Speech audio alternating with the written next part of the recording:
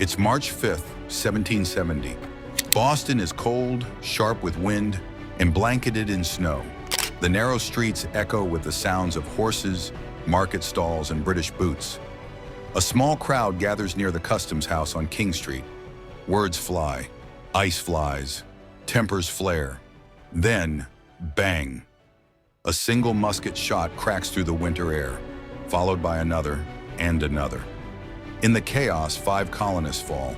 Among them, a man of African and native heritage named Crispus Attucks, who would later be remembered as the first American to die for liberty. Crispus Attucks was born in the 1720s. Born of mixed race, both his mother and father were enslaved. His father was of African descent. His mother was native. As legend goes, Crispus makes a daring escape for freedom in 1750, prompting an ad in the Boston Gazette that offers a glimpse at how enslaved people were viewed in colonial America. But what really happened that night? Was it a massacre, as Paul Revere claimed, or a riot gone wrong? What followed wasn't just outrage. It was one of the first media battles in American history. It sparked propaganda wars, political feuds, and a courtroom drama starring the man who would become president behind the Boston Massacre. The night America's revolution didn't begin, but certainly got one step closer. In the early 1770s, Boston was a city under pressure.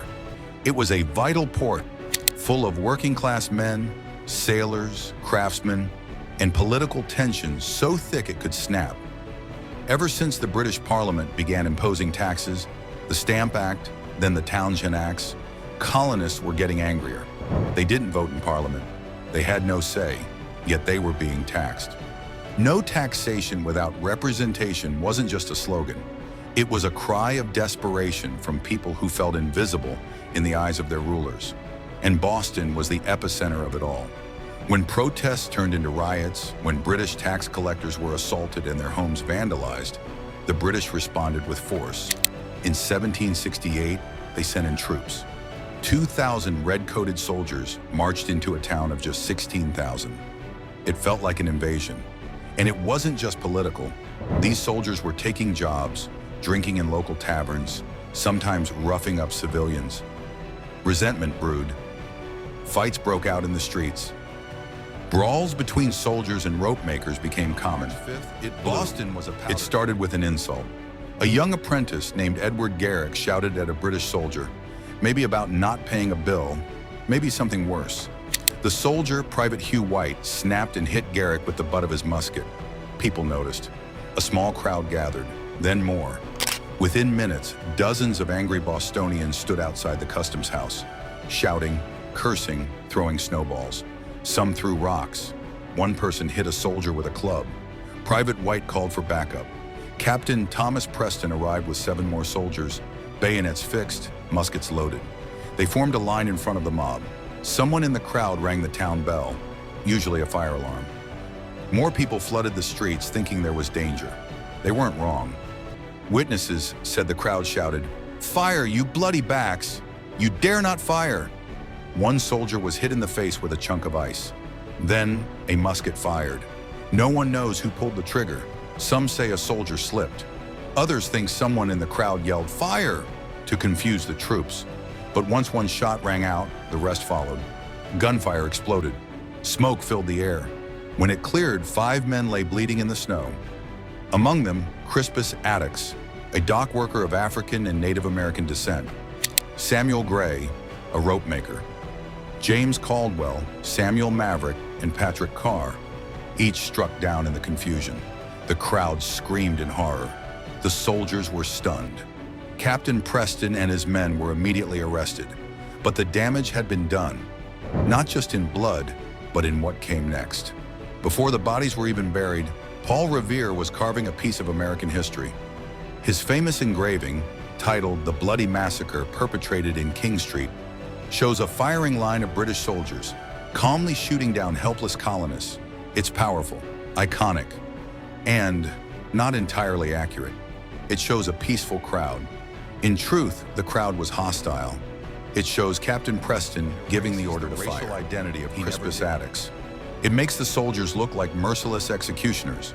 But truth wasn't the goal. Outrage was. Revere, and his fellow Sons of Liberty wanted to unite the colonies in resistance. His engraving was printed, copied, and distributed throughout all 13 colonies.